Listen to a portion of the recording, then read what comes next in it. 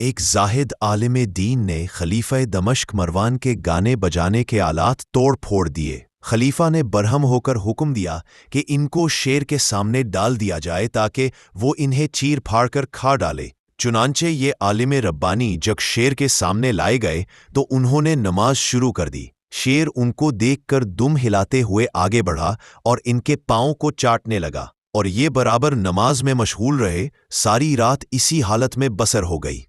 خلیفہ نے صبح کو حال دریافت کیا کہ دیکھو شیر نے عالم دین کو کھا ڈالا یا نہیں۔ جب لوگ دیکھنے کے لیے گئے تو یہ منظر دیکھا کہ عالم دین نماز پڑھ رہے ہیں اور شیر ان کے پاؤں چاٹ رہا ہے۔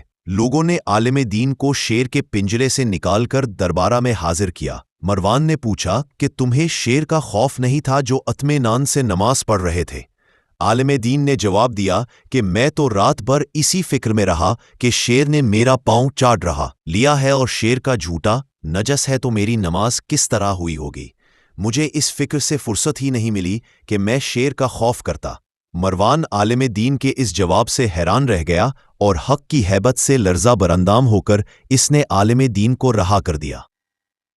نتیجہ ان واقعات کو پڑھ کر جہاں علماء حق کی کرامتوں کا اعتراف کرنا پڑتا ہے، وہاں یہ حقیقت بھی بے نقاب ہو کر نگاہوں کے سامنے آ جاتی ہے کہ حق گو حقانی اور حق کا اعلان کرنے والے علماء حق کی خداوند عالم دشمنوں کے مقابلے میں کس طرح نصرت اور آنت فرماتا ہے۔